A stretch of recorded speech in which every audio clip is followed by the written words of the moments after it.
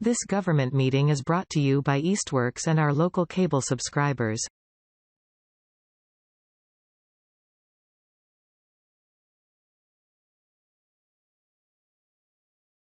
All right, so we'll call the meeting to order at 12:32. First item on the agenda is approval of minutes. Welcome, everyone. Let me just announce as well that this is the Ad Hoc Senior Center Feasibility Committee. It is November 17th, 2022, and we are being recorded. So the logistics are covered. So any motion to approve the minutes? I make a motion to approve two Okay. sets of minutes. Were there two this time? I thought there were two last time. Were there two this time? Audrey, did you send us two? I know we had the third.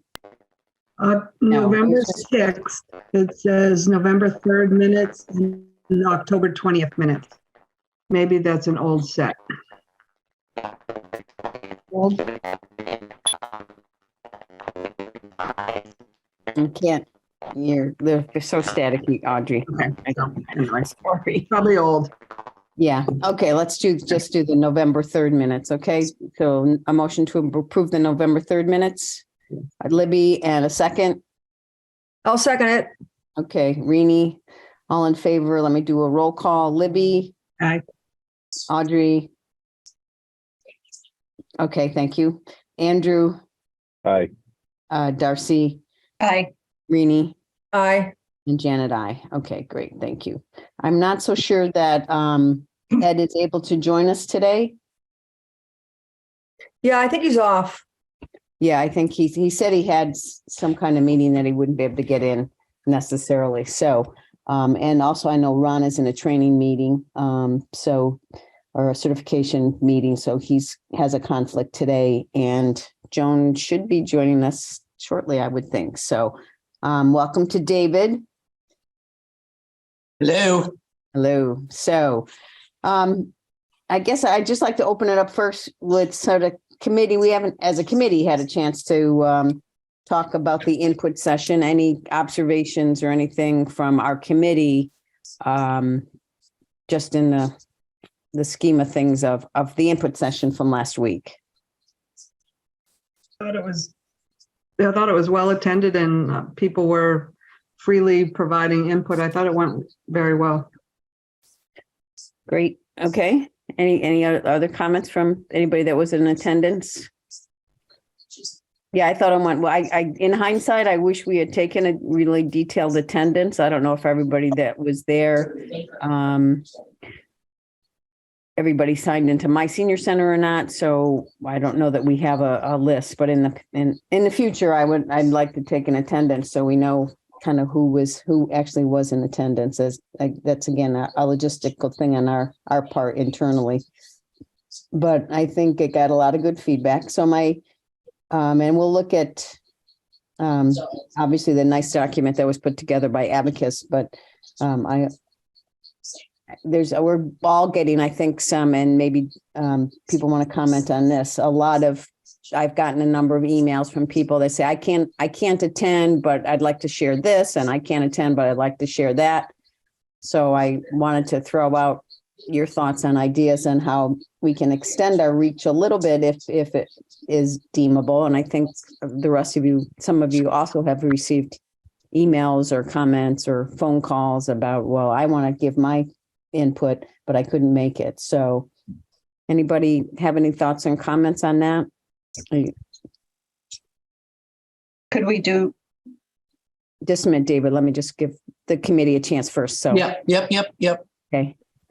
Could we do some sort of a link from the town page where people could do a survey, have some survey linked in there where people could give their comments? So I know you weren't there, Darcy. So there was at the end, we were asked to stack rank things on our highest preference to our lowest preference out of 12 and maybe more than 12 if somebody wanted to add an idea. So I was thinking, could we send that document to those people that have reached out to us and ask them to bring it back to us or something along that line. I don't know. To create a survey and get the survey out, I think it might be a step that might delay things, but if we have a short window to give people that chance, I don't know. I'm just I'm thinking out loud. So I'm ready for you all to think out loud, and then can we make the survey, that list that we've already done, and just put it in a link on the webpage and then send the link to the people who've reached out, and maybe on the Facebook page or something like that? Do we have to put a link, or do we actually put the document and have people just hand it back into the senior center if they want to submit their thoughts? I don't know what's the easiest way to tabulate it. Yeah, I don't know. David, you want to say something? Yeah. Actually, in some ways, the easiest to tabulate it is to do SurveyMonkey. And you don't need much digital sophistication to do it. And it's really easy to do. It tabulates itself, and we can include more questions. Often, we'll ask questions about the people who are responding. So we can send you SurveyMonkey questionnaires we've used in other towns. You can have more information or less information. But then you need to get the link out. You need to let people know that you have it. So that becomes an issue. But you might consider that. And, what we generally find, we got really good information and input.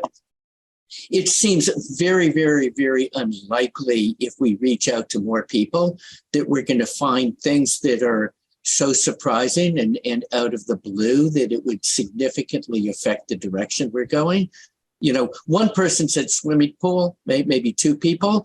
I don't think 55 people would say swimming pool. I mean, that would really impact things. So as far as we're concerned, it wouldn't hold things up. And, then we would weave it in. If there is a groundswell, we could weave it in 3 weeks. So, on one other note, there were very few, the 12 options seemed to cover things. I mean, there were very few additions to that, for better or for worse. So David, do you have a relationship with SurveyMonkey or a membership or whatever you need? Because I don't know that anybody in this group does. So I have a relationship with Annie, who works for us, and she's our SurveyMonkey guru. Okay. And she's, we've done, and I would work with her. It's just not that hard. Devlin, have you done SurveyMonkey? I haven't, but yeah, no, I would just reach out to Annie. That's fine. It would coordinate the questions with you. She would just be implementation and could send surveys we've done for other towns. And if you say, wow, that's a really good question, or no, we don't want to do all of this. Okay. What do people think? I think it might not be a bad idea, just so people feel heard, even if it doesn't change the results. Yeah, I feel kind of the same. I mean, we had a great, I think, we were near maximum capacity in the senior center with some 70 people. So, we couldn't have handled many more than were there. But yes, I don't want people to be turned off because we didn't listen to them and they didn't feel that they had a chance to be heard. So if we want to do something like that, I know next week is the holiday. I just don't want to delay it too much, but somebody said they don't want to wait till February or March to give their input. So that was kind of some feedback as well, because we did say there would be another session. And then who do we target SurveyMonkey to? Who is our target audience for that? The 60 plus community, put it on the Facebook page, on the COA Facebook page. That would be, David? One way to look at this is anyone who might have to pay for this. It wouldn't hurt to give them the opportunity, even if they're 23 years old. They may not do it, but anyone who'd be asked to pay for it would have the opportunity. So you might think, and this isn't just a PR stunt. I'm not suggesting for a moment that it's not about getting meaningful impact, but it's also a way to engage the much broader community.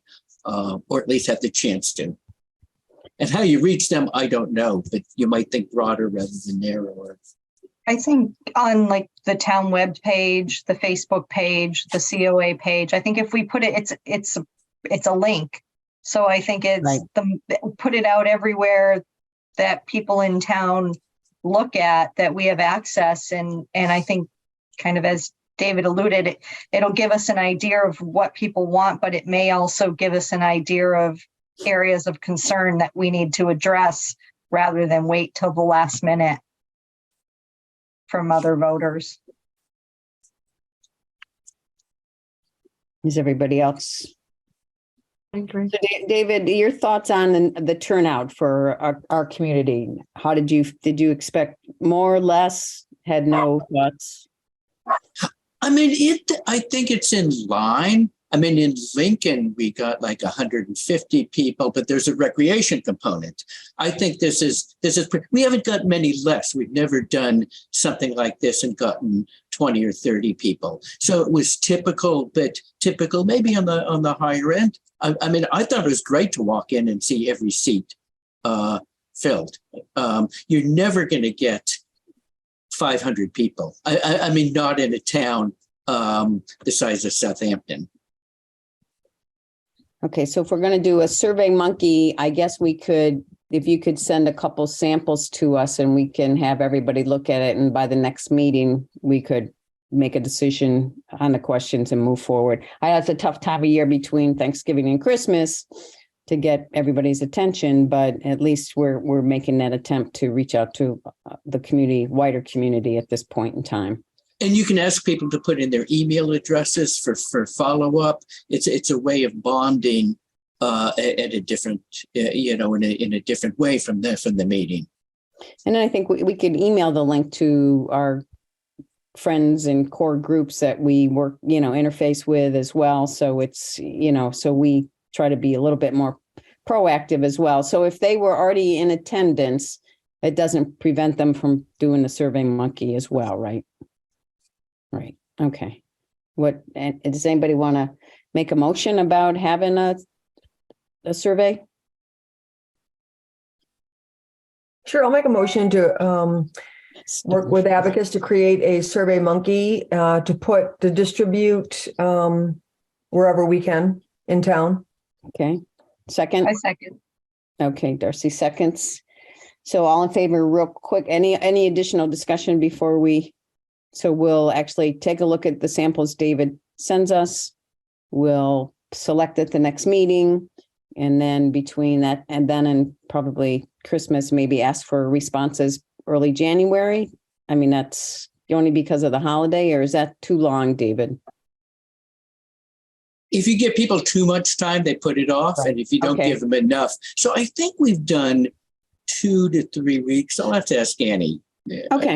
Devlin, do you remember? I think it's been 2 to 3 weeks. Okay. So let's do, so all in favor of the Survey Monkey. Libby?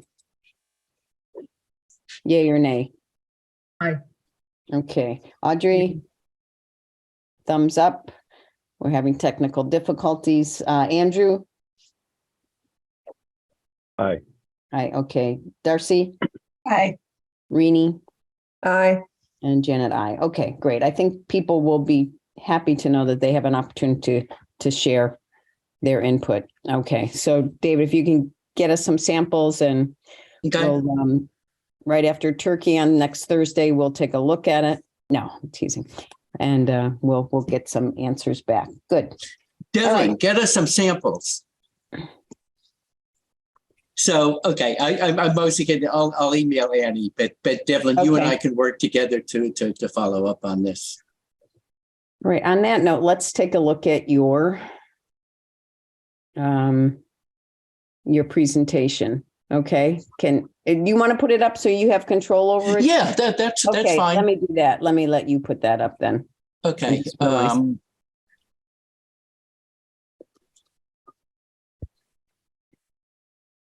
Or I can put it. Okay.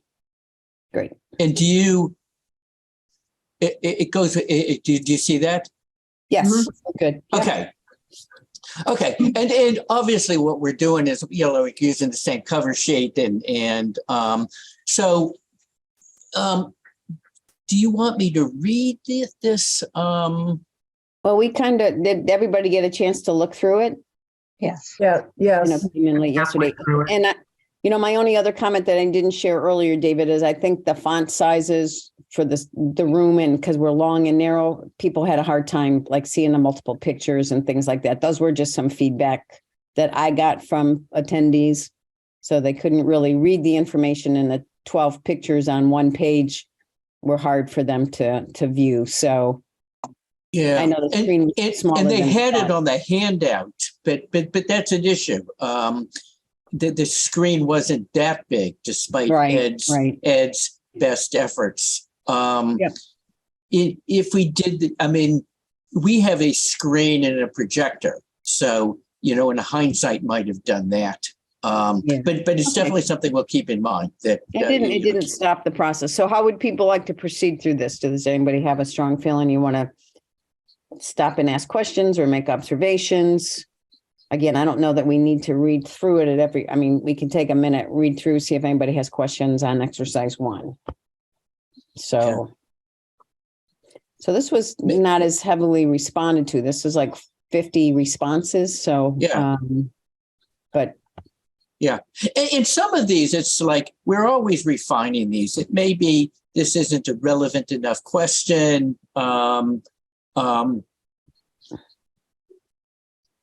So, I thought this is really useful. And,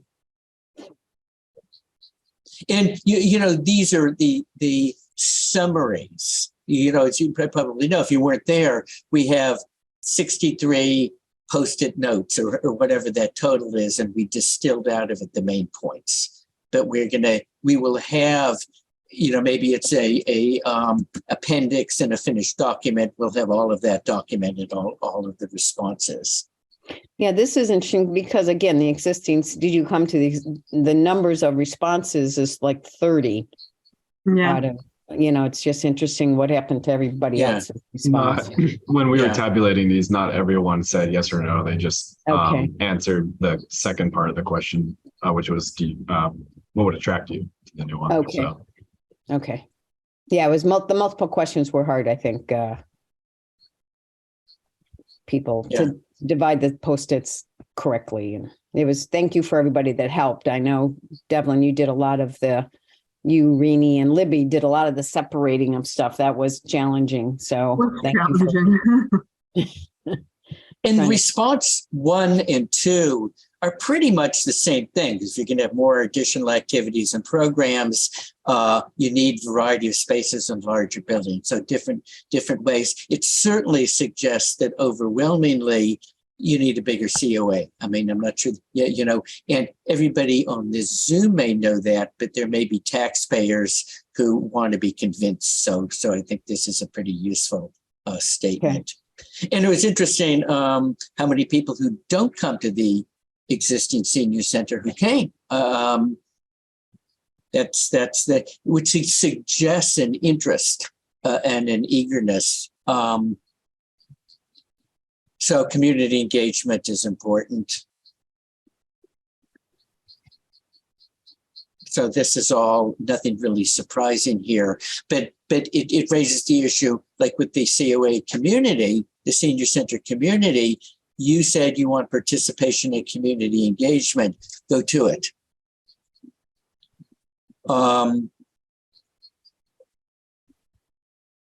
So social activities and building community. That's the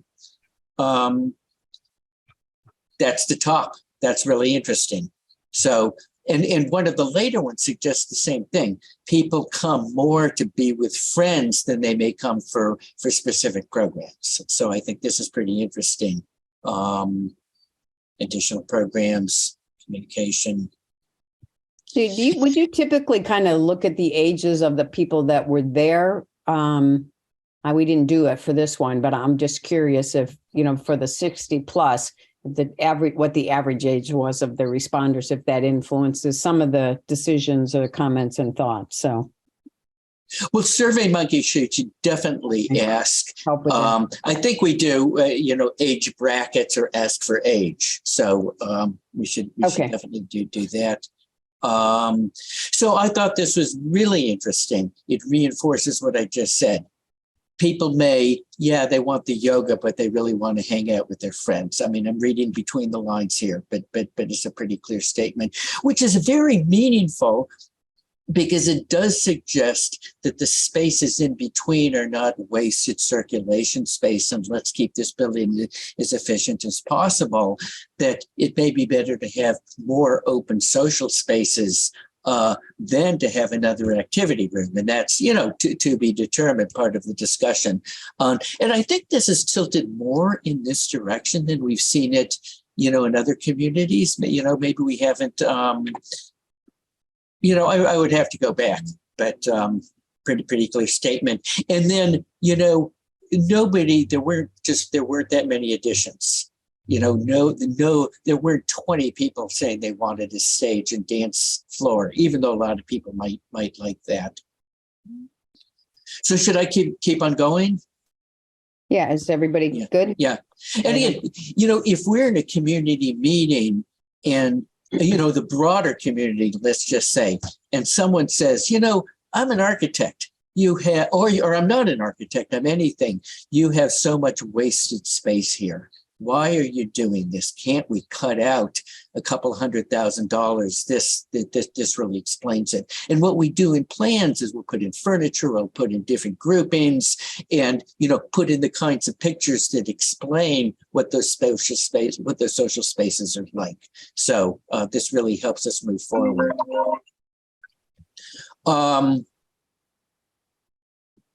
Shortcoming.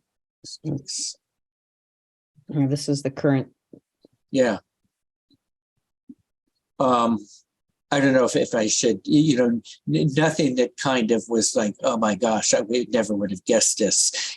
Really big issue. I mean, it seems like people like some aspects of the existing building. They like the light, they like the windows that suggest that you don't close it in. They like the kind of central area in Southampton. I mean, this isn't necessarily that, we don't know how many people think that, but I think a number of people made the point that they like the central location. Shortcomings, privacy, not enough space, can't have multiple activities, acoustics, surprise, but, I think people articulated it well from their points of view. Yeah, and I think that Rini, Joan, and I sat down and kind of defined a lot of this, as part of the group, and I think it just confirms what we felt was, to be true. So yeah, and again, when you go back to the voters, it can't be what the COA wants. It's that there's a real, the leadership. It's that there's kind of a consensus here, right. And it's certainly not about what the architect wants. It's about what the community wants. Space. Everybody wants everything. Concerned about the offices. Everybody, agreed that the offices. They needed better offices, more and better activity spaces, dining, social spaces, a lot of different kinds of social spaces people wanted. So that's it. I mean, we could go back, we could talk about this in more detail. I see, Dave, I see Rini's hand up. So if you can put, if in case I don't see you, just speak up, okay? Because I don't always see everybody's face here. So go ahead, Rini. Yeah, I was just wondering how commonly people put down stage, because that was something that came up after the original, proposal from the committee at the time. And the other thing is, I saw fireplace just listed. So I'm kind of wondering, was that a commonly put thing? I know South Hadley has like it's not obviously it's more of a gas fireplace, I think. But was that common? The answer? Yeah, no, the stage or the fireplace. These weren't necessarily answers on our sheets or sticky notes. These were from the open discussion we had at the end. Speaking up. Yeah, so I think that was a singular comment from one person. Okay. But we almost always put in show fireplaces because no one has ever said, why are we doing that? And we get so many comments. So we virtually always will put those in the plans. It's almost, if you don't do it, people do say, like, where's the fireplace? Mhm. I feel like it would add warmth to, if a home-like setting for people. Yep. Whether it's coffee or reading a book or whatever, just kind of cozy. Yeah, I think the active discussion was helpful to go beyond, the listed 12. So that was good feedback. And I really liked personally, and something I want to keep in mind is the gentleman who said, we don't want a building that looks like it belongs in a metropolitan area. We want a building that fits in with the feel of Southampton. And I just want to make sure everybody caught that, and he had some great ideas, but it really, we need to, fit into Southampton. That's kind of like the key thing from my perspective, one of the things I took away. And wood is, I think, really strikes a chord with people. It was one person talking about that, but that's certainly a way, to support the sense of community and that you're not in Boston. Yeah, and I think you got a lot of nods of support from him, for his comments too. Anybody else have that sense, or am I agree. misreading? I liked his ideas, and I agree that other people did as well. I got that sense. I think the spaces really need to be focused a lot on acoustics, light, mobility. I mean, obviously it's a senior center, and I think a big part of it would need to be geared towards seniors and any cognitive limits. Yeah, this I guess I was referring to Rini, is more the look and feel of the building itself. The structure of the building. And I think we haven't really talked about green spaces a lot, but I mean, maybe that comes in the next phase anyway, but to build with the environment in mind too, which wasn't really asked in any way here, but might be an interesting question moving forward. But let me just take a quick trip back. Outdoor social space ranked pretty high. Garden outdoor activities. I mean, I guess that was actually last. But it made the list, or was it on the original list? Right. Yeah. It was on Yeah. the original list. Yeah. Okay. Yeah. So it's not as if outdoor social space is also down near the bottom.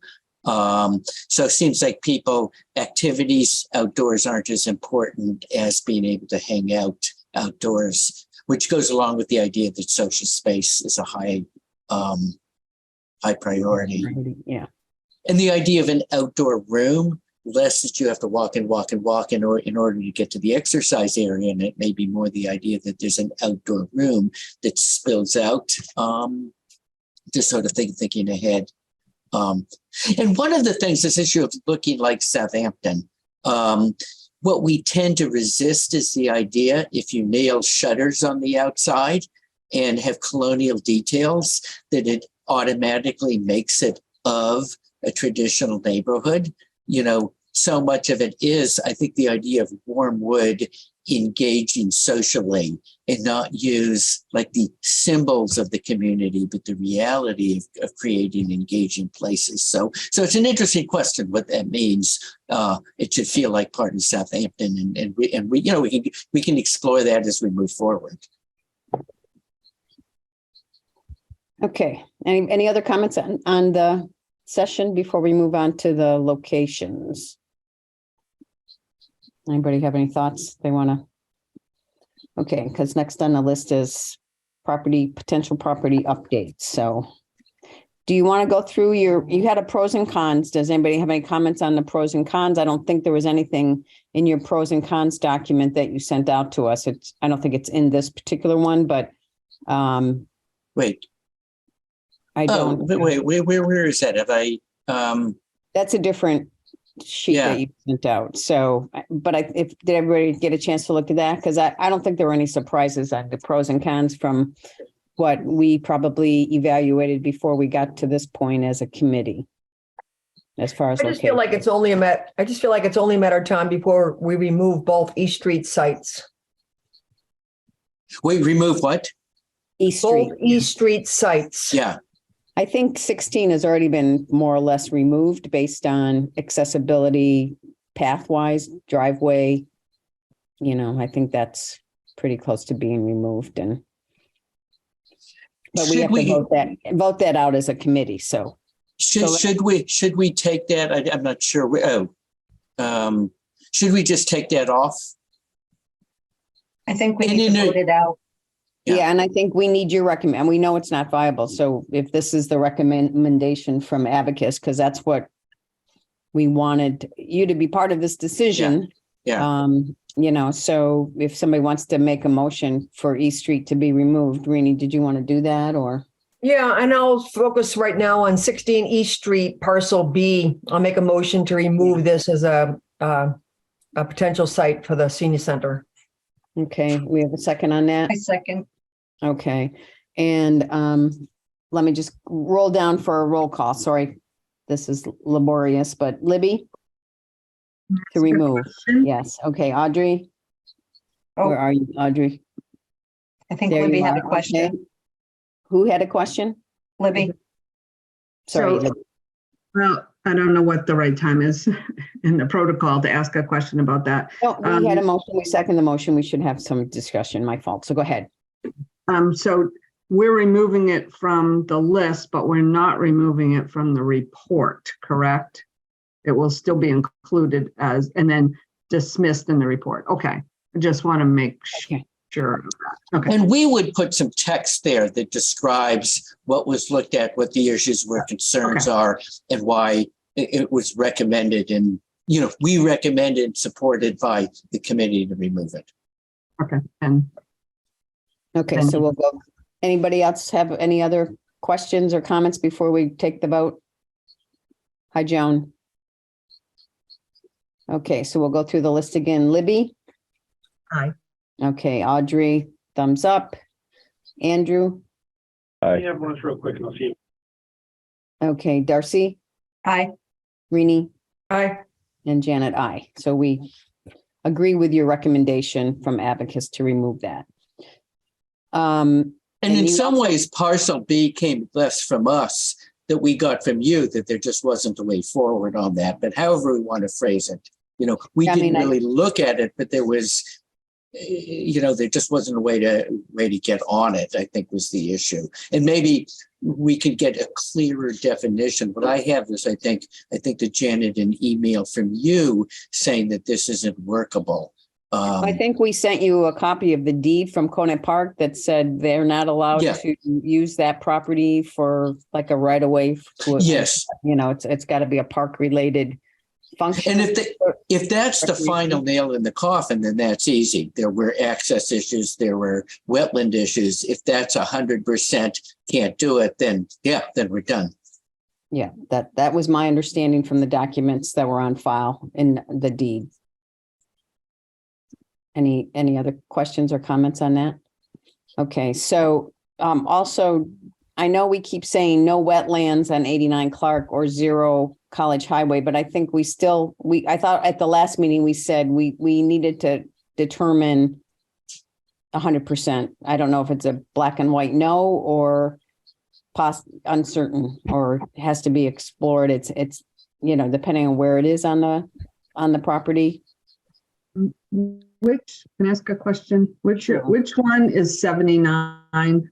Is 79 Clark Street next to Mom and Keystone? Yes, 79 is next to, so this is 89, which is the other property, right?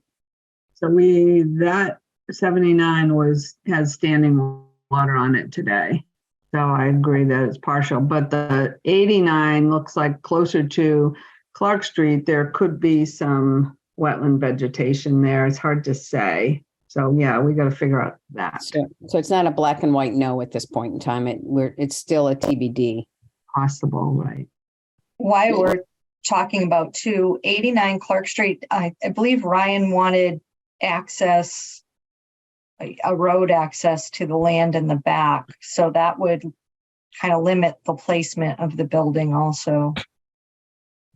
Well, it seems like that's a question. We've showed on here, if you can see my cursor, the idea that there's a drive that comes through and could be extended. Now, if the owner requires something more than that could be discussed. But at least at a very conceptual level, we've suggested that access to the back is possible. Okay. And I wonder, wait, is Devlin? I know Devlin had to go. Devlin, are you still? I think he checked the wetlands maps in town, and 79 and 89 Clark didn't appear on it. We could talk to conservation, dig a little deeper on that, because you're right. I mean, we don't want to assume that, we want to confirm it. And I've heard from conversations of people that have lived these places for over 50 years that tended to be a wet area. And we need to get an official I agree. observation. Yeah. So the question is, I mean, the way you determine whether it's a wetland is you send a wetland biologist or botanist out there, and they flag it based on the plants that are growing there. So it's really not about the water, it's about the plants that are growing there. And what you get off Mass GIS is, it's just a rough pass at their wetlands issues. So maybe it's a question with conservation. My guess is no one's ever sent a wetland biologist out here because, why would they? So is that something we should do? Is that something one of you should do? Talk to conservation about their perceptions? I mean, we can certainly do it. Yeah, David, I think we'd prefer if you kind of took the reins on this one. We just want to make sure that you're not losing any information as we try to deliver. It's better always from the horse's mouth. Wait, I'm sorry. Could you say that again? Can you hear me okay? Yeah. Okay. No, I think it's better if you, it's better if you take the reins on this one. Okay, that's fine. That's fine. So we'll talk to conservation. I assume every town has a conservation commission. So do you know if there's a particular person, or we could just go to the website and reach out to them? So let me ask. Yeah, Go ahead, Rini. I was just going to ask you if we have the new conservation agent in place. I think it would make sense to contact Marla. Okay. She's the chair of the committee. And then I think she can delegate, wherever. Maybe bring it to the committee first or whatever she would typically do. They meet every 2 weeks very religiously. They're a very, very active committee. So I think the thing to do would be to contact the chair, Marla Hank. And I believe whatever the link is from the website will go directly to her. Okay. Because many towns, there's a paid employee who's a conservation commissioner or whatever. Okay, she's the person to go to. We'll go to her. Yeah, and literally within the last month, ARPA funds were used to hire for 2 years, at least to get the position going, a conservation agent. So this person literally has just started. So Marla, I think, would be the best one. And it's HANC, Marla Hank. Okay. And so the website has the email address for the Conservation Commission, and you're saying it would go to Marla, correct? Yes. Rini? Okay. Yes.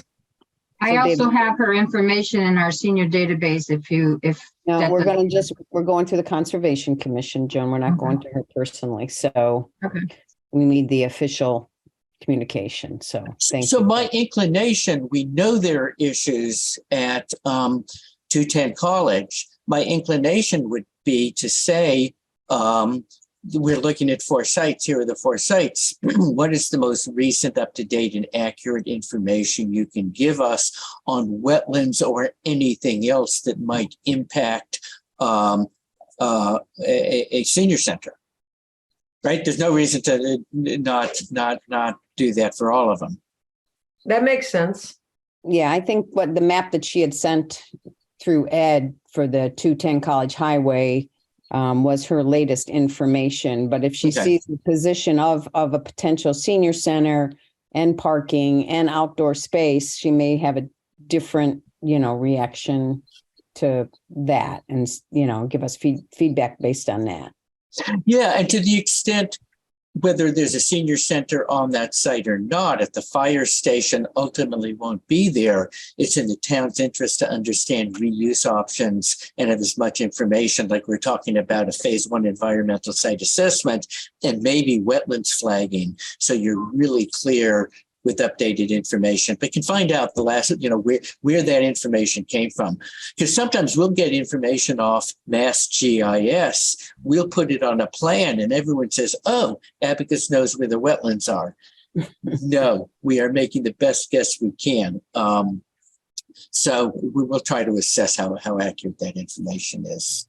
Okay. And if we reach out to her, if you could just copy Andrew, myself, and Ed on the email, just so she knows where you're connected. Yep. That we're working with you. I think that's a great thing to do. Yeah. And I think that I don't know. I know that you have a driveway coming off of the back of the parking lot was on 89 Clark Street. To Darcy's point, was that your intention that would be a thoroughfare for somebody like the owner to drive through to the back, or would that all we know is that this was mentioned and makes a lot of sense. If you say the best place for a senior center is on Clark Street, I mean, at 79 Clark, you can make the case it would be further back, but it probably makes sense to have visibility. Then what do you do with the rest of the site? And providing access makes sense. No matter what. And the owner said, I'd like to have access. So it doesn't seem that hard. Okay. I believe his access was for development. So maybe heavy trucks going through there and I think probably lots. I don't know that for sure, but I think that's how I understood his intention.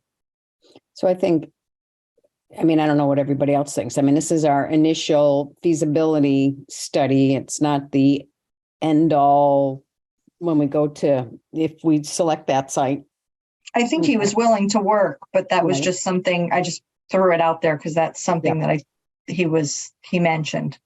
Okay. And he might say, no, I don't want to have homeowners drive through a senior center parking lot. Like, no way. I want you to make sure, I want a 40-foot wide strip of land and I'm going to put a driveway in back. The owners could say whatever they want about that, and then we would incorporate that in.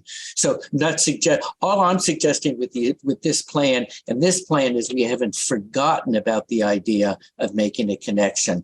One more thing to be determined if we're going to move forward with these. Mm-hmm.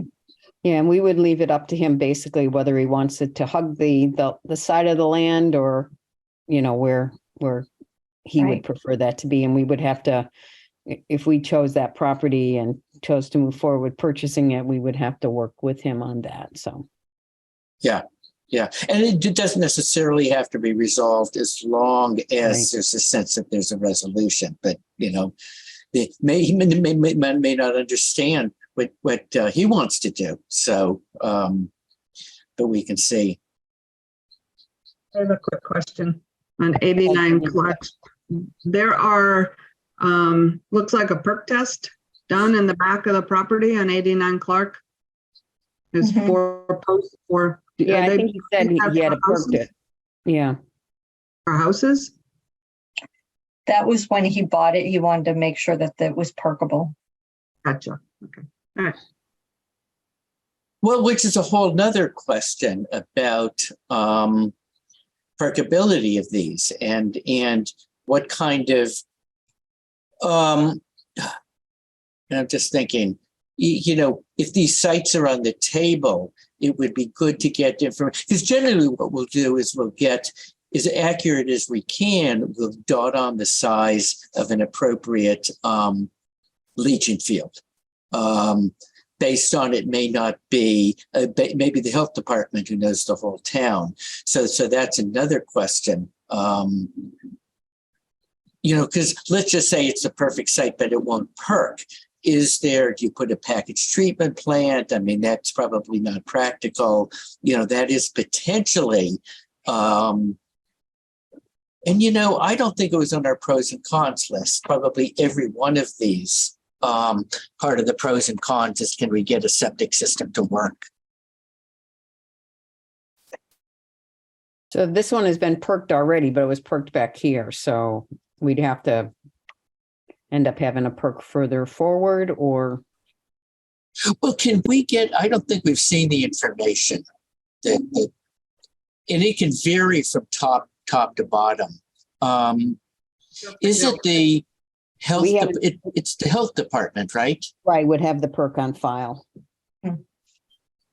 So maybe another reach out is the health department to say exactly the same thing as conservation. We're looking at these 4 sites. We'd like some very preliminary input from you on the ability to have a septic system for whatever, this kind of facility. Okay. Is there any? Do you want to go back to the original slide? We can. So do you want to reach out to the health department too, or Andrew? What's your thought on that? I think we just we let Abacus do it. Okay. And who's the contact? Well, I think again, it's the, is it the Board of Health has an email address as well? On our website. I can certainly get both those emails to you for Concom and the health and the Board of Health. Yeah. If it's something, my question is there a particular person? There are 4 people listed. Here's a person to go to. If it's just going to the website and, reaching out, I could, it's easy enough. I think you would direct maybe the question to, if you want to get a copy of a perk, to the health director. Would that make sense to everybody? Which is Geraldine Swanson. She's not the Board of Health chair. The Board of Health chair would be Kate Rooks. So we can reach out and just find out who the right person is. Okay. Because I know when I needed a perk test, I went to the Board of Health or the health department office, and I was able to get a copy through the health director. And it's 89 that was perked, right? Not 79, 89. Correct. Okay. And how much did perk tests run? They just raised the price. It's $200, and then you have to pay for the engineer and the person that digs. So, probably around 1,000. Well, a question, maybe it's a little too early. Let's see what information I can get. It may be if there are adjacent properties that give a pretty good idea, but certainly if there's any sense that it's a make or break issue for a site, which it might be, we might want to have that done. And it's a seasonal. Is there a closing of the season? If the ground's frozen, obviously you can't do it. There is no season anymore. They can be perked year round as long as the ground's able to be dug. Yeah. Okay. Well, let's keep it in mind. And so do what needs to be done to get the assurances that might be needed to potentially sign off on the site. Okay. Can we go back to the original list, David? We jumped ahead a little bit because we were. But okay, this one, yeah. So any other of these properties that we're ready to eliminate at this time? I would suggest we eliminate 80 Street for the size of it. Discussion? I know we said no less than 2 acres initially. And if we look at outdoor space, that certainly doesn't give us that kind of accessibility for, a walking path or outdoor space or any other comments. Are we ready to pull that at this point in time? I know you mentioned it too, Rini, right? You commented on it. Well, I said it was mostly like a matter of time. I just think that when it comes to town-owned property, we just have to make sure we have all the data, because even though we have the money in the will to purchase land, if we have to, townspeople are going to be particularly concerned about, they're just going to need to have data and current evidence that why aren't we using the existing land before we take something off the tax rolls? So I think that we just have to be really good about having the data to back up decisions when it comes to town-owned land. And what we haven't done, but we'll do, is essentially the test fit for 8 East Street. Here's a parking lot, here's a building, and then advise that the existing building is hard to use. So we'll try and make a more convincing case than just, oh, it's too small. I think that's gonna I think that's gonna end up happening, but I think we just need to make sure that we have that. Does anybody know the square footage of that building? The existing building? I don't, because there's multiple levels. yeah. I can find out. I mean, I'd have to dig through and look at the plans. Yeah, I'm just curious. I just think that it probably will come off, but especially since for both of these properties that are town owned, the town purchased land to add to the footprint of the property for future use. So, we've been somewhat accused of just like buying land here and there or whatever. So I just think that we just have to be very careful for town-owned plant. And I'd rather personally just hold off until we have good data to back it up. Okay. Is there any other potential use? I mean, it would help we could put it in the report if there was a potential use being considered.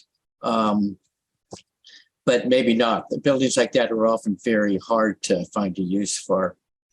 No, I think that, community center, various other places have been offered. I think there are a few people on the historical commission who would be very disappointed if it turned into a commercial property.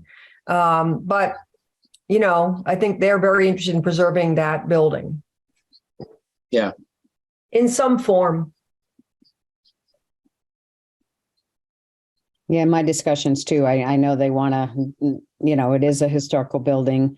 It doesn't mean that they think it's best suited for a senior center, but it does mean that they want to make sure it's saved as a historical building, whether it's for an entertainment center or community center. Yeah, but nothing serious has been suggested. Yeah. Well, we'll try and be a little more focused on this and say, and just sort of look at what are the possibilities? Are there any possibilities? What are the price you pay in terms of a deficient facility, and be more scientific about it? So we can leave it on and let us do a little more work on this, even though we're thinking we know where it'll end up. Yeah, I just was looking up the 80th Street, and it's right around 10,000 square feet. Okay. With all the floors. It's like 94, 85. Mm-hmm. Are you okay, Darcy, with holding off on the? Oh, absolutely. Yeah. Okay. Absolutely. Okay. So, David, the other question I know, have you been able to find any more information about the septic system on College Highway, the not Zero College Highway, I'm sorry, the 210 College Highway? Have I been able to, I haven't, no. Who would have information? That would be the Board of Health. The Board of Health again? Yeah. Well, that's what I figured. So that's why we'll talk to them about all of these properties. Okay. There also is going to be information on the previous feasibility study that was done. I mean, that was the site that was selected for the fire and police station. And so the proposal that went to the town was not supported by the town because of the price tag and the bells and whistles, supposedly, of the actual contents of the building. But several perk tests were done at that particular time. And then soon after that is when the additional land was purchased specifically for a septic system in the event of future growth to that building site. And it's interesting because it was the only land that was available, but it's uphill, which is definitely not the best way to go with septic systems. Mm-hmm. But I'll talk to health and see what information there is and get a sense of what might be needed to confirm whether in fact something's possible or there's so many difficulties the site could never support that building. Because again, we have the same situation with the town-owned buildings, and we want to make sure we do our due diligence on those. So, yeah, yep. I just too, I don't know if this is the proper time, and I don't want to vote. I can't vote on this, but the Harley shop is back on the market. It's my office listing, so I just wanted to throw that out there. so are you familiar? We have the Harley shop is not on this list, David. We haven't had any discussions on it. So this is more a committee thing. Do we want to stay with the list that we have, or do we want to because at the time we put the list together, there was a buyer for that particular location. What's the address? Because David's not going to know. 17 College Highway. Yeah, College Highway. So what does the committee feel about adding something to this, and what does Abacus feel about us adding something to this? And what was the price? What is it listed for, Darcy, right now? It's listed for $3 million. Okay. It's 6.82 acres. It's I'm just trying to find the square footage. Here, they've got it as 27,000, which I don't know if that's, and with 55 parking spaces. Huge. Personally, I think it's too expensive and that it's not central enough. I mean, I think it's almost in East Hampton. And even though there are advantages in some ways, I just feel like what we heard was that people are interested in having it be kind of in the town center of sorts, or at least in the triangle of Clark East College Highway. That's my personal opinion. I also feel like this is going to be a years long, potentially, getting the building built, and there could always be more properties coming up for sale. When do you stop it? Yeah. So how big is it? 27,413 square feet. 27,000. That's half an acre. Yeah. That's no. That's half an acre. That's half the size, less than half the size of East Street. That was 1.14 acre. That's the building That's side. the building. Oh, got it. Okay. I'm sorry. It's It's 6.82. 6.82. Yeah. So, Okay. Yeah. Okay. The only reason Darcy didn't let me know about it, and I said that would be something that we should talk about. We looked at it briefly, and then it was taken off the market. There was an offer on it, so we never pursued it further. And if I agree with Rini, it's close to the East Hampton line. It's a hefty purchase price, but the building is there, but it certainly isn't have a lot of windows, and it's not bright and sunny. But what do other people outside of Abacus? And I don't know how Abacus would feel about adding a property at this time either to this particular study. That's fine. That's fine if it helps us move forward. I mean, I'm looking at it on Google Earth. I'm looking at the roof plan. I mean, it's not inconceivable that it could be a senior center, but our general experience has been reutilizing it. Looks like an industrial building. There's so little value in the building. It's worth more if the building were gone than with it there. But yeah, like if you want us to look at it, absolutely. But you need to think it's a possibility. So, I mean, I'm open to a motion from anybody, and then we can have additional discussion if somebody wants to make a motion on this particular property.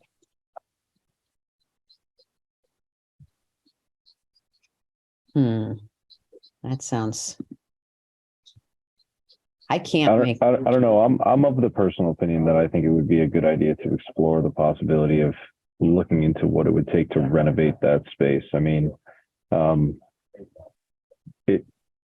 It's already there. It's a good size. It's basically a giant sales warehouse. So you could retrofit that with, any interior partitions that you need. Let me ask this: do we have to make a motion? Is it worth maybe putting it on the back burner to see how these other, new construction conceptual plans lay out, and then we can readdress the issue in a future meeting? That could be a motion. I just need to get some feedback from the group. I mean, does it, I don't know how much time it would take up from Abacus. I mean, I know that a number of people have probably mentioned to numerous members of the committee, well, what about the Harley building? So if it's a no, then maybe we should do diligence to eliminate it, more other than just. And Andrew, you may have different experiences. My experiences have been with buildings like this. It doesn't meet energy code. There's so many requirements it doesn't meet. There's a slab, it needs to be torn up. It's not an insulated slab. You need to put in plumbing.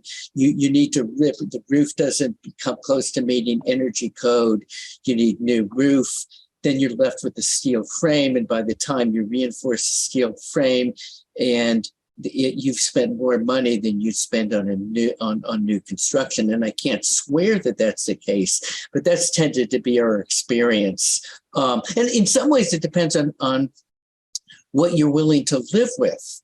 If you can work around existing construction, but again, by the time you bring it up to energy code, by the time you do the partitions. So I don't know, Andrew, you're an architect too.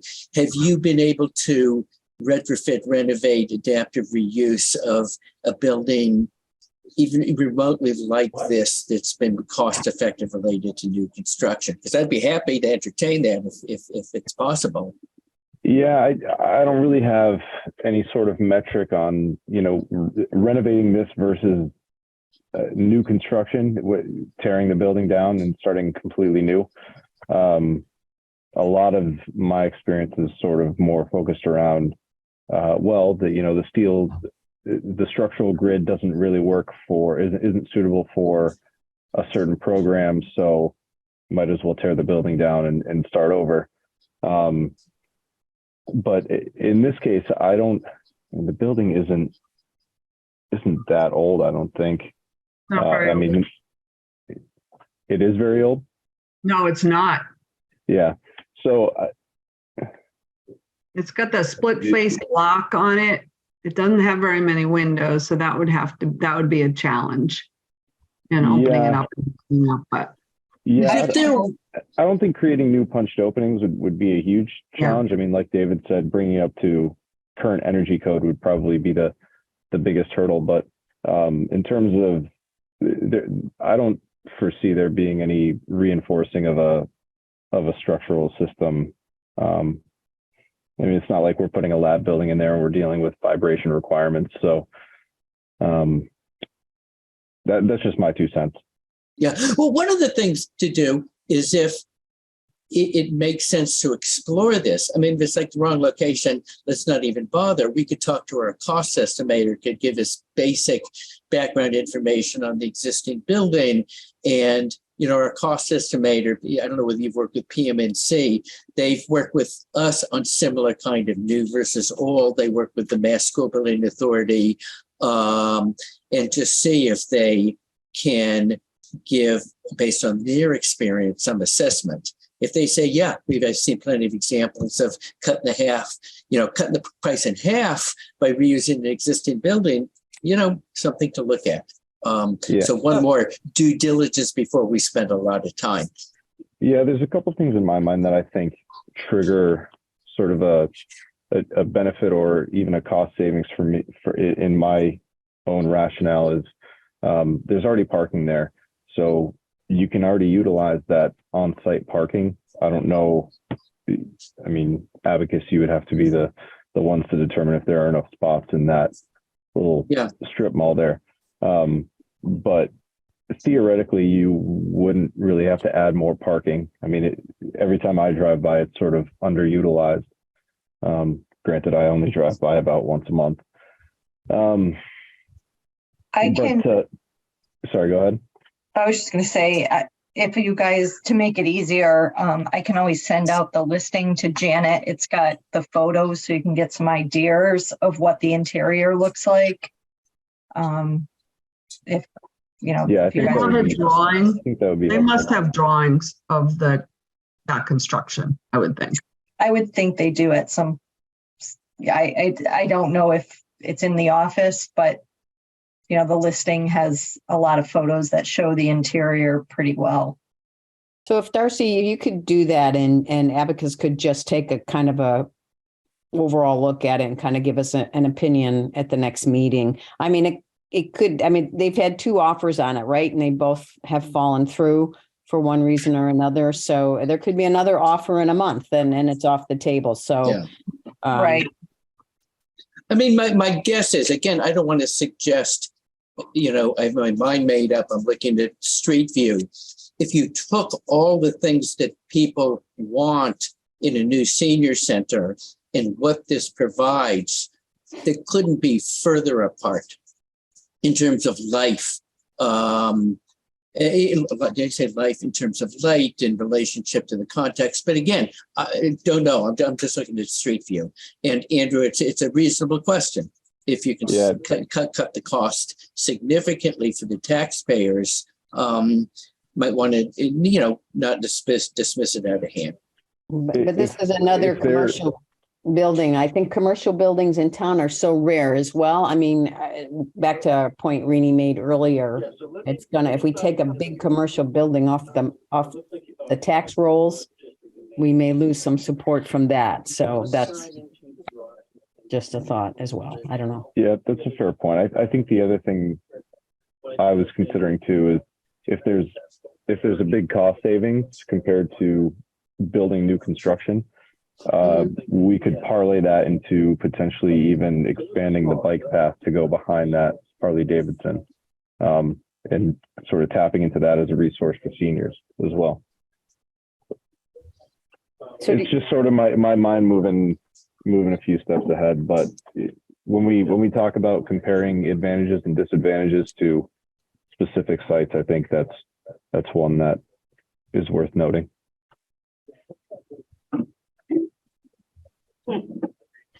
So can we have Abacus just do a little basic research from their perspective and see whether they think it's, how viable is it? And before we spend a lot of time on it. With whatever Darcy can send to me to share. I just emailed it to you. Okay. Does that work for everybody? And then we will, whether we add it to the list, we'll decide after the next meeting. It doesn't look like there are any sidewalks. No, there are no sidewalks. No. Yeah, very pedestrian unfriendly, bicycle unfriendly. You'd be like 100% have to drive, it looks like. So if you, David, again, a quick analysis between now and the next meeting, if you can do any pros and cons based on the other properties, that would be great. And we can make an educated choice at that point in time. Yeah, no, absolutely. And any information you can send, all I know is what's been sent. If you can send me the listing, any photographs, you know, I'm looking at it on Google Earth, including Street View, so I have some information. Yeah, absolutely. Okay. So just send some information and we'll follow up. Okay, good. And I know, okay, I want to stay on this. So thank you for bringing that up, Darcy. At this point, I know there was probably the right time to bring it up. So you want to continue moving through the properties here, and anything else on this page between maybe verifying the wetlands, getting perk, see where we have on perk tests for validating a couple of the viability areas for here. So I just want to mention, and I know David knows this, but you had mentioned earlier that you want to keep things as scientific as possible. And I just want to second that we're a small town. People may have opinions about one property over another or whatever. We've heard about the test wells that were done on, I think, 79 or 89 Clark. We heard about, like, we were told that perk tests were done before he bought the property on the same lot. So I think if you're going to be talking to collaborators, whether it be the Conservation Commission, the Board of Health, or anyone else, I think the important thing is to be objective and look at scientific data. Yep. Yep. I concur. Well said. Okay. David, you want to keep going through here? And do we want to? I know you had some questions on the Zero College Highway. I don't know if we want to jump right to that, or if you want to. Yeah, and there was a very preliminary sketch for 210. Yeah, so maybe can we go to 210? Sure. Okay. 210. Sure. Yeah. So here's 210. Here's 210. Here's 210. So what we did, this is a very rough sketch asking the question, could a senior center actually work here? So, and the grading issues are very significant. So these red lines are topographic lines every 5 feet. So, so what we said as a starting point, and this isn't necessarily required, but we said, could we go from the street up to more or less the existing parking lot without having a ramp? And what triggers a ramp, according to MAAB, the Access Board, is a slope over 5%, over 1 in 20. So we laid this out. Here's 105, here's 110. This should actually be a little over to the right, 115. We could slope up a new drive. This has been relocated a bit, so you don't need handicap ramps with all of the railings. Now, it's still kind of steep, so it may work or not work. But I think we could regrade the site, regrade the parking, add it. This has not been studied in detail. There might be some retaining walls so you could get a reasonable slope and a reasonable parking lot up here. The other thing, so this is a 2-story building. So the bigger rectangle is about 8,000 square feet, 8,500 square feet, more or less the level of the sidewalk. And maybe a little bit lower. So if you were walking down the street, you could enter, can you see my cursor? You could enter the first floor of the communities, the senior center. Or you arrive by car, or you could walk up here, you go to the parking lot, and there's a front door to the senior center that's something like 12 feet above that. I mean, floor to floor, you want you want over 10 feet, you want 12 feet, 13 feet. So that if you can go up this slope, or you could go in the building and use an elevator. So I think to have it on this site, and what we've done is we've said, use the area that's been cleared for the fire station. Same thing we talked about last time. There's a line in here, a disturbed area. Let's stay on the disturbed area, because very unlikely would be able to go beyond that. I think you could actually get a workable building. Now, Joan might say 2-story senior center. I don't want to do that. But there are plenty of 2-story senior centers, and it allows you to navigate this site. There's limited green space. I mean, we've made, suggested green space at the end of the parking lot. I think there's a 75 parking spaces, could probably squeeze in a few more. So there's limited green space, but there is some green space, and then you can continue moving up the hillside. So this definitely has constraints. It definitely has challenges. The upside is it's town-owned land. It's part of this campus. I think it could be a lovely building, unless you said 2 stories. There's no such thing as a lovely 2-story senior center. I just So- want to reiterate that I worked in a 2-story senior center and I helped to build that one. So, I mean, it was on a piece of property just like that was on a grade, and they have 2 entrances, both flat Yep. entrances. So I know exactly what you're talking about. And what town? Agawam? Okay. So what is your feeling having lived through this? Well, I don't get to vote on it. It worked for our town because that was the property. It was near senior housing, so it worked for us. Ideally, I think people believe that a 1-story, it does cost more with an elevator, but it worked for us. And there's a cost issue, and it's significant cost, but not compared to paying $3 million for a property. It's way, way, way, way less than that. If you can use town-owned land, that ideally is utilized anyway. From a functional point of view, I know in Wellesley there's a 2-story senior center, and they actually like it because they have activities upstairs, activities downstairs. They feel it's sort of cozier. Other people have other opinions. But you think it's okay, not maybe top of your list, but workable. Is that?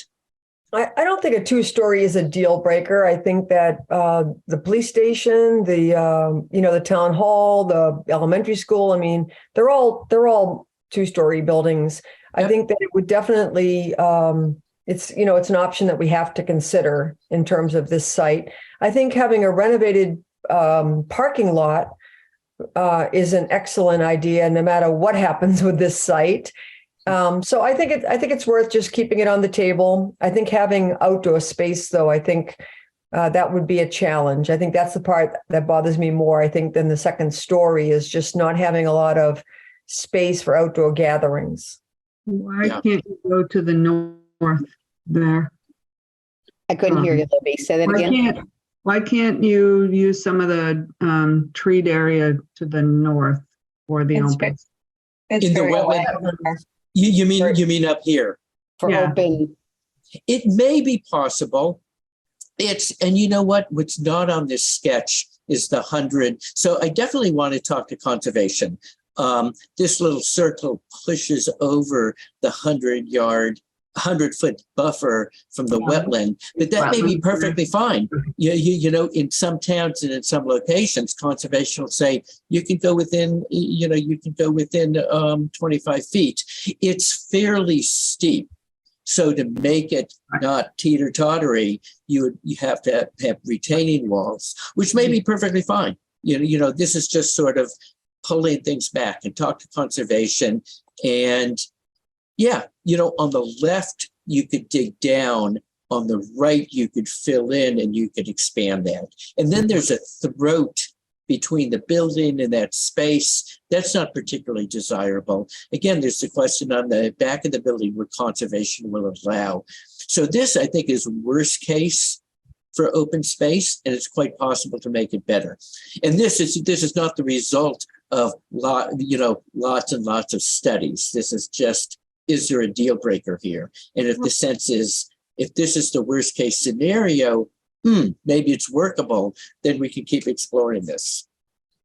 So David, the septic is a huge issue here. Yep. That is a big unknown. So that would be one area that we just need to get clarified. And you can do septic under a parking lot. So it may be the dotted line for the septic is the same line for the parking lot, but it's a good question. I mean, it's hardly a done deal. Is this where the septic currently is under the parking lot anyway? I think it's up in the sort of upper corner. It's where sort of vaguely where that circular area is. It's behind the fire station. Yeah, I thought it was behind the fire station. Yeah, I think it's right behind the fire station. It's not over. More like here. Yeah. Yeah. Okay. Yeah. Yeah. So we would need to expand that to be able to support this building on top of town hall as well. So, and I guess my only other question, I mean, we definitely need to redo the parking lot in general, but it looks like it's it's not as accessible to town hall itself. So that would be, a question. That's only because it's a rough sketch. Okay. Right. There's Okay. no sidewalk from the parking lot to town hall. This is not meant to suggest, oh, there's not going to be a sidewalk. This is just the roughest of rough sketches. So as shown, you're exactly right. The idea would be to have it no less accessible and even more accessible. Okay. This is the problem with putting lines on paper. People take them seriously, but I like it as a concept. I wasn't able to visualize it until I just saw the sketch. So, Yeah, and I wasn't that thrilled about a 2-story, but I can't argue that it's town land, and everybody kept saying an elevator makes it super expensive, and but and then we were kind of poo-pooing 2 stories before. So, but I mean, if it's our property and it's what makes it work and it gets us what we need as a senior community, then we have to keep an open mind, I guess. And we usually start by advising against 2 stories unless there's a compelling reason for having 2 stories. And it's up to you to decide, but conceivably there's a compelling reason. And you put money into stairs and elevators, but you reduce the footprint and you reduce the roof area. Although this is meant to suggest the second floor is step back from the first floor and their roof terraces. So there are plenty of places to put your money. Okay. And could you do like a deck or something on that part of the roof that's not being utilized for the second floor? That's exactly the point. That you would come out from the second floor, open the doors. There's chairs and tables and all of that. That's exactly the idea of stepping this back. So you're creating more open space. It's on the roof. I have a roof deck on my house, and roof decks are fantastic. All right. What's next?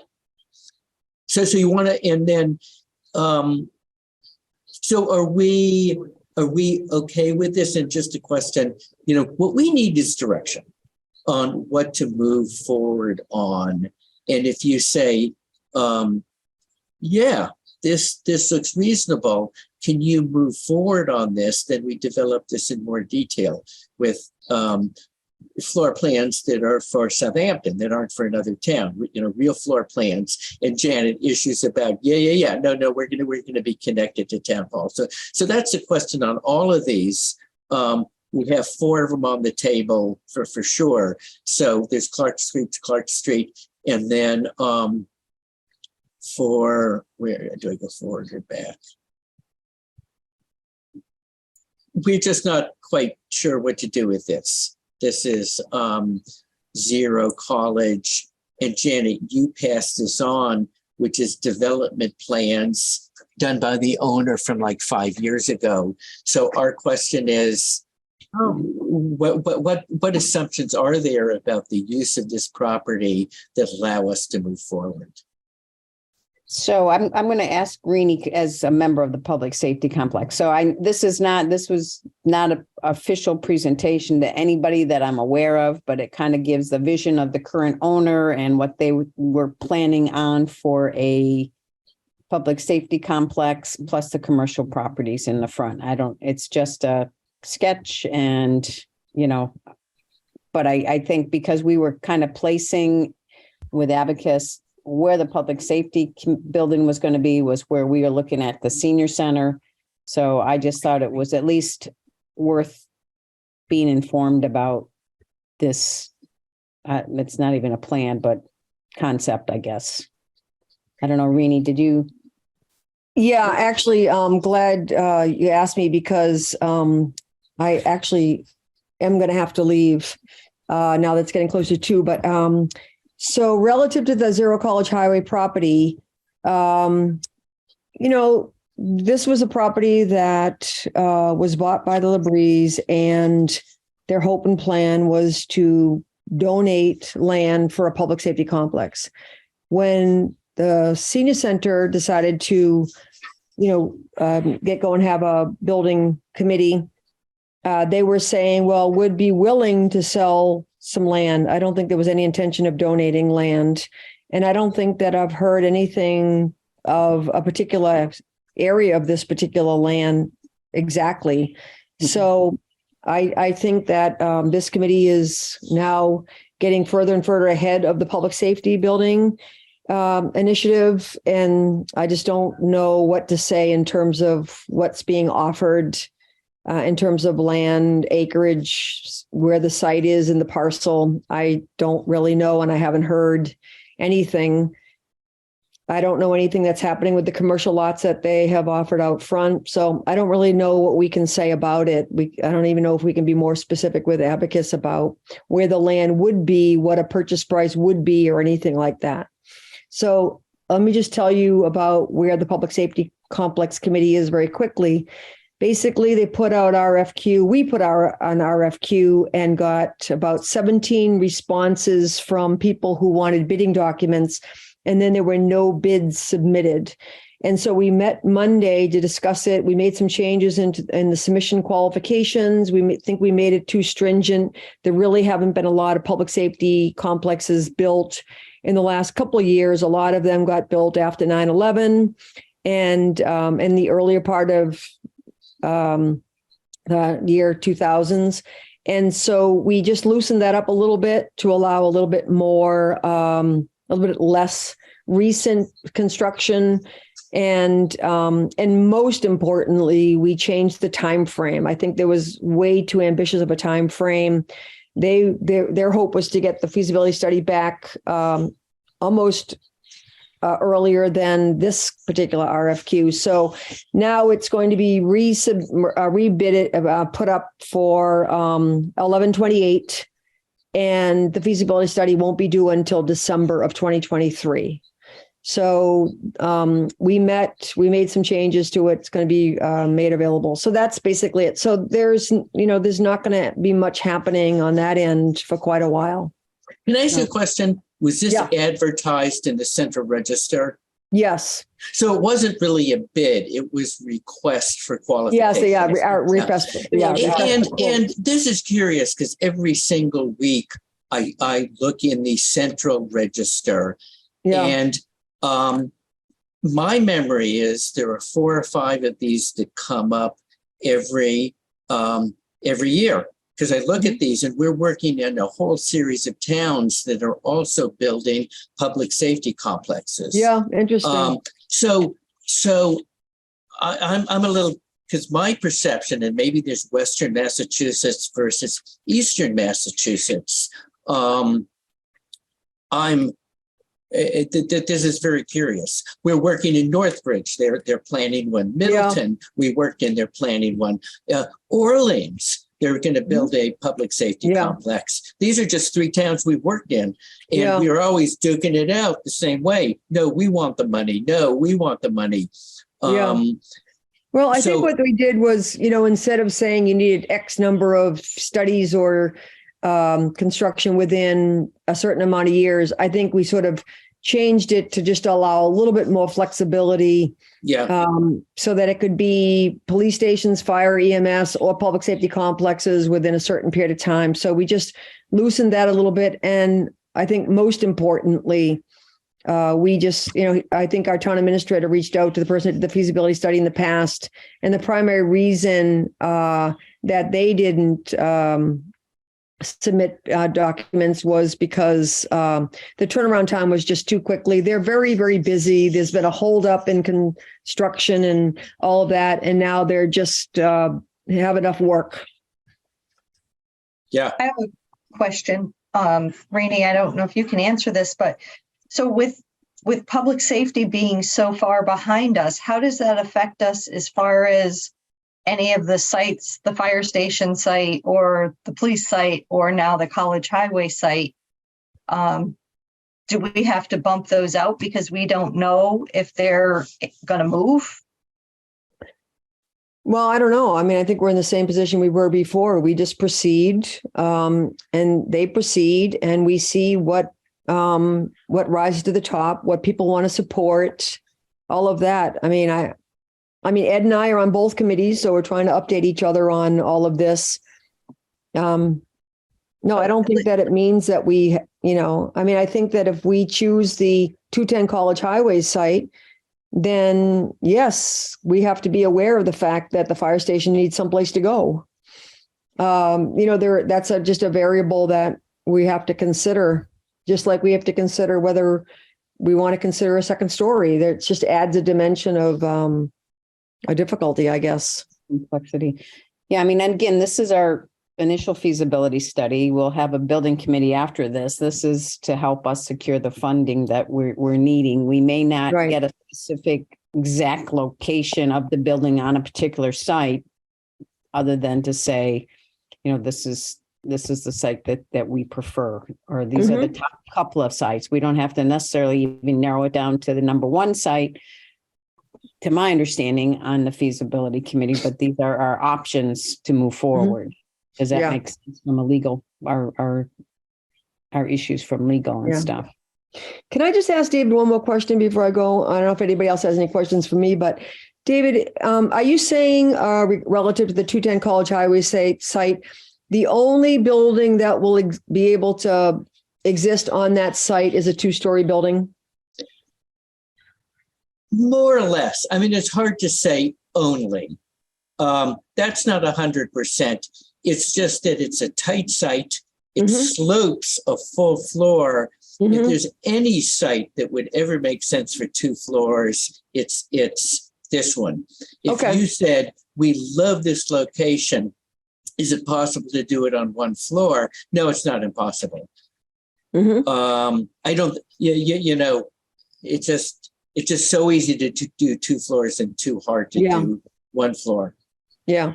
Well, I think that when, this gets presented to the voters and the seniors, I think, I think that it's important to spell out what are the advantages and disadvantages of these various sites. And because of, the open land sites, this will allow us to have this, and this, which is what we heard people want.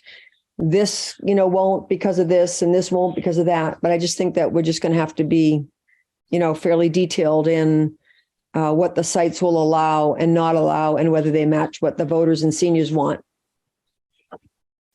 Yeah. Yep.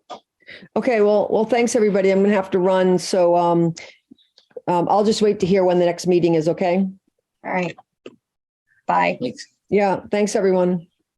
So on Zero College, we did this and we did this because it's like, we don't know, and there's a downside. And this is before seeing that plan. If you have the senior center 300 feet away from the road, it could go anywhere in here. If you say, no, we don't want it behind a CVS or whatever, then that's not good. If you said, hey, why not? So it seems like the remaining uncertainties, it's at least conceivable that we could develop this further.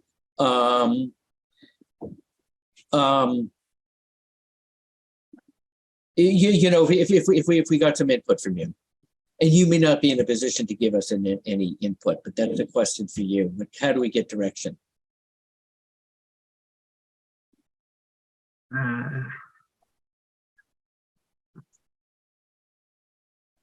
Wait, don't all talk at once. You got to raise your hand.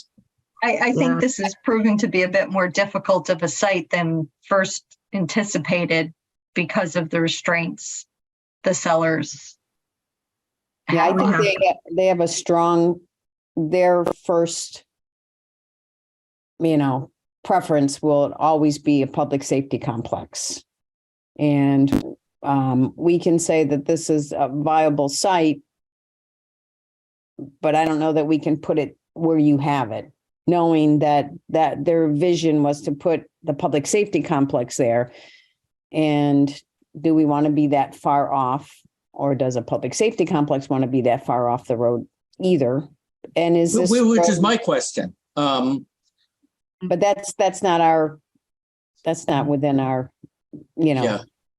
And then also, is this location on 10 with the hill coming up to it the best place for us to really put a senior center? Because if the road is moved over further north as they're in their etching, then that puts us closer to the hill on Route 10 coming up, which is a little bit of a tough outage. I mean, we could go through Lynn Drive to exit.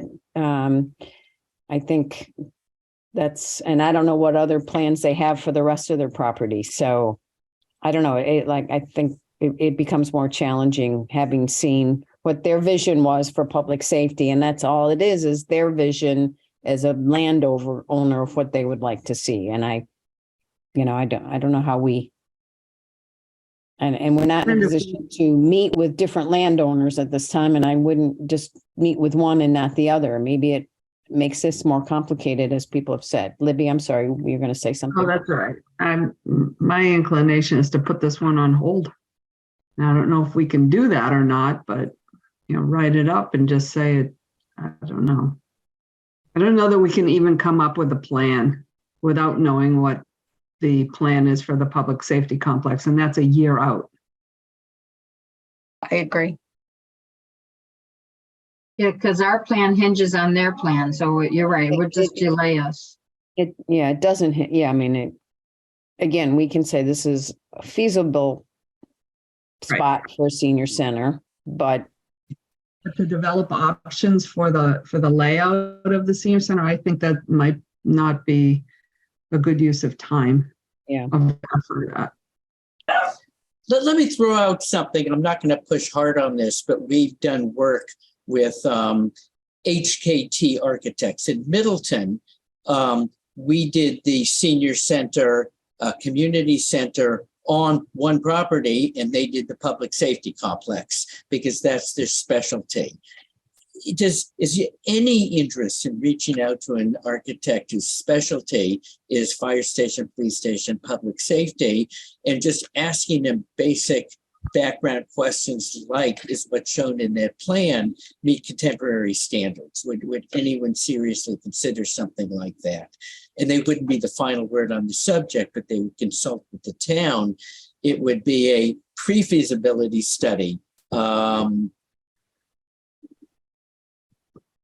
I'm interested in what he says, what Rini said about there weren't proposals. I'm like, really, maybe it's that maybe the issue is that there's so many public safety complexes being built, everybody's overbooked. I'm just trying to figure this one out, but that's not my issue. That was kind of what I think Ed was saying as well. Plus they're turning around, and we have 6 months because we are in this tight spot with the estate. And I think theirs was 4 months. So I think it maybe just wasn't, doable. But let me just, I'm kind of Audrey, because Audrey's having issues with the audio. She asked, can we move forward with a 1-story and a 2-story that would basically work on any site? Or is that not how it works, David? So. And I'm sorry, who asked that question? Audrey, we're having technical. Yeah. So. In general, and I'd want other people's opinion, if you could fit a 1-story building and there isn't a slope and the land isn't tight, there's probably no advantage and a lot of disadvantages to having 2 stories. My sense of what we should be doing, though, is more or less that is start out by saying we got, good information on programming and what people are looking for to develop plans that that represent you, that not another town, but maybe could go on Clark Street or Clark Street. Essentially answer the question, what is this black rectangle? Right. For you. I think that that's where we should put our effort, and that sort of answers that question. And then, if you're interested in pursuing 210, we would do a 2-story for that. And hey, yeah, why not? Why not try this? And so maybe my answer is yes. Why don't we develop a 1-story and a 2-story? They're not completely interchangeable, but it pushes us further along because there are these all of these site issues. And first thing would be talk to conservation, talk to health. That's the first thing we would do, but in parallel, develop the floor plan so we keep moving forward. Does that make sense? Yeah, I think that to me, it makes sense because, if we get hung up on where this particular building is going to be in this particular site and we can't answer that, then let's move forward and just develop based on the needs and the input from both the in-person and then the survey on the center itself, and then where it could fit on any of those sites if those sites were available. And that fulfills the requirements. A plan. We're doing a plan. You want a plan? We got a plan. We're doing the plan. So that might loosen up the attention around exactly what site or where on that site it goes. I mean, these are the sites. I mean, that may be the next step or whatever. I mean, what did Libby or anybody, Joan, anybody, what are your thoughts? Yeah, I like that idea. Although I do think if we believe that like the Clark Street property would work, I'd kind of want to do maybe fit it to that site, and we need to do costs for all of them. So part of it does depend on the site. Correct. Yeah. Yeah. So we don't, for this particular site, Zero College Highway, I don't think we can do that. So I agree to have a generalized location, floor plan makes sense, but would like to see a couple options of specifics. So sites. Andrew, you have any thoughts? Yeah, it's tough because a lot of these, it's nice to have site specificity, but I think just for the sake of moving forward based on what the information you all have gathered from that public forum, I think it would be at least useful as a jumping off point to just have a plan with labels, some conceptual plans with labels, whether it's 1 story or 2 stories, depending on the site, to kind of just see what we can fit in there. And I think that's going to tell us, where the shortcomings are in terms of where we need more square footage, how large the footprint is actually going to be. Yeah, I think clearly the next step forward is just developing some conceptual plans. And I know from cost estimating, what is included in cost estimating? The price of the property? I mean, I guess I'm kind of new to this. So is it just the building of the building and the parking lot? What Generally, it's construction cost. Okay. And then you need to add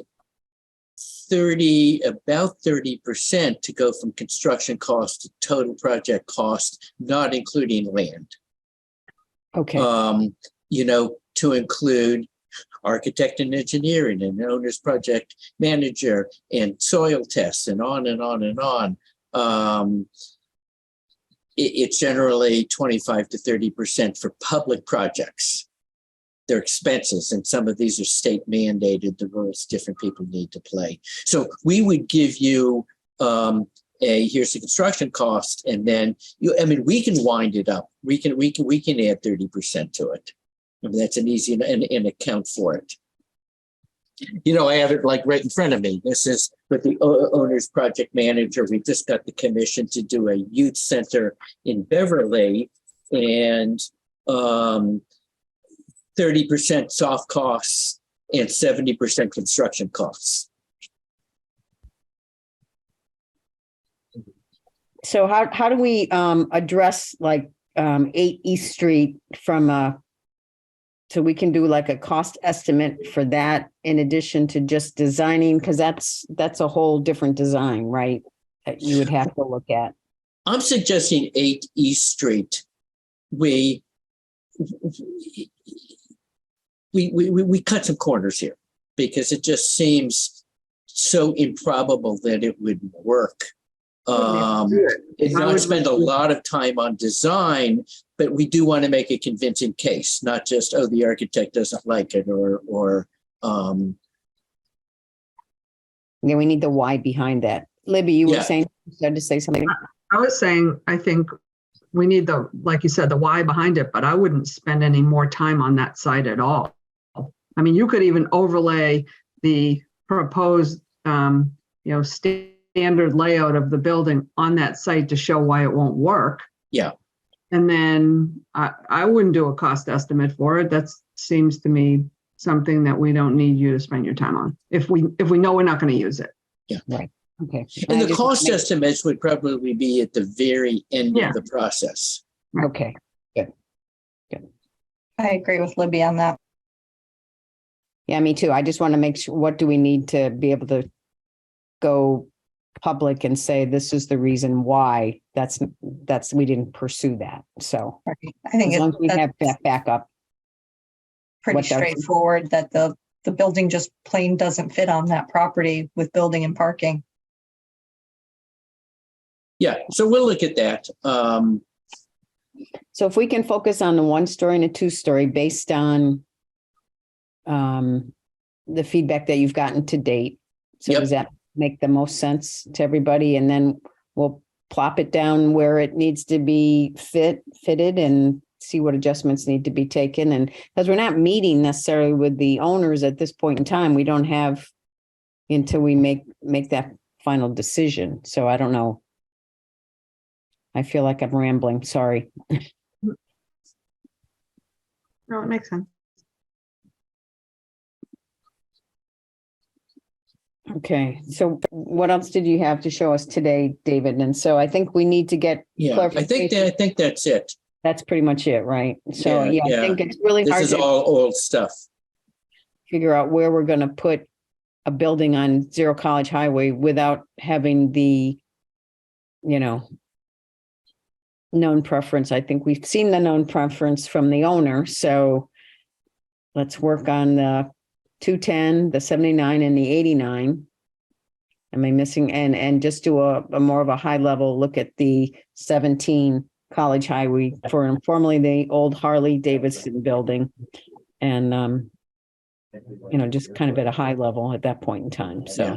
So someone can send some information on that. yeah, I'll forward what Darcy sent Yeah. to me. And so you'll be talking to Concom Yeah, and the Board of Health. yep, Send us a couple survey monkeys and based on senior centers, not community centers, if you have those. yeah, yeah. And they're not that much different, but Okay. we'll do air, we'll do Carl. I mean, yeah, we'll pull out a couple senior centers. So we can let people know that inquire that we're going to send out a survey monkey sometime in the December timeframe so that we can gather even more information from those people that weren't able to attend. We'll determine, I guess, you're going to talk to Marla about the wetlands botanist or biologist to see the properties, right? And did I miss anything about action items? And Jerry about the septic. Yeah, the Concom and Board of Health, right. So the septic for the current 210 land and any perks on 89 or 79. Because it seems like we're really focusing on those top 3 at this point in time. Because we can't hold our study up to wait for the public safety because we have a deadline that we need to meet in order to make this even a viable, next step. So I agree. any thoughts from anybody else? David, any thoughts? No, I think, and then the question, 2 weeks, is that, and in Yeah, the for the meantime, if any information emerges on anything, obviously you can pass it on, we can follow up. But report back in 2 weeks. So December 1st, we'll schedule our next meeting. Yes. Okay, and does noon work better for everybody? I know I was out of town, so I made myself a little room to get back in time. So is noon good for everyone? Noon Is that a works for nine? me. Okay. Libby, you're okay with noon? And I think Rini was pretty good either way. So December 1st at noon. We'll try to get as much information to you, David and Devlin, as possible. And if you can get any surveys to us that we can look at and kind of pinpoint, finalize those. Yep. Now, do you put those together and make the link, or is that fall on our lap? Yeah, no, we'll put it all together. Okay. What we would rely on you on is to distribute the link, because we don't know what to do with that. Yeah, that's we would send you a link. So we'll send you examples. We'll talk about what the content should be. We'll revise that. And then send you a link. Okay. Yeah. And I think it kind of runs parallel to what we did last week to some degree as well. So, right? Yeah. Anything else? And one thing people might do, if you go by 210 College, just kind of squint your eyes. I mean, that's a really crude plan. But if you just imagine the drive moves closer to the building, and on your right, there's a building that sort of steps up the hillside, and trees along it, maybe hard to do. It's a lot easier to do if there's 3D imaging, which is a ways off. But wow, what do you think about that? So that's something to think about. And can you fine tune that drawing then for us for that vision? I know you said you would take what you have done and yeah, and it's incremental. I think we'll do the floor plan, and the floor plan is not disconnected from the site plan. So it takes some work to where you can literally stand there and hold up a picture. I mean that's it's not months and months, but it's not probably will just not have much more than floor plans in 2 weeks. So I said, maybe it's too hard to do. Anyway, I'm just throwing out the idea of beginning to visualize these as they begin to take shape. Okay. There's more two-story building than you realize. Westfield is actually 2 stories, although they do have mostly one big auditorium, but there is a second floor and a stairway. Long Meadow just opened, Chicopee just opened. There's 2 stories. Needham, I know more on this side of the state. Needham is 2 stories. The main entrance on those buildings is the first floor, though. Is that correct or not? Joan, the ones you just listed up? So Westfield is the main entrance is on the first floor. That's true. And they have a stairwell and an elevator. And Chicopee, the same. Agawam happens to be 2 entrances, one at each level. So the back entrance goes in the bottom floor and the front entrance goes in the second floor. It's that's to the territory. And that's a great opportunity. Our starting point would be to suggest that there are entries on both levels. There's staffing issues, but sometimes you can do it. So you can look up the stairs. Oh, and there's also an elevator, and you can see the reception's up there. And then you take the elevator and can go to that, so that you don't need to add staffing, that it's not confusing, but be able to enter at both levels. So it engages the street, it engages the parking lot. It seems like that would be an ideal scenario. And I think that's what we're going to start off. And really that's how you take advantage of the sloping site.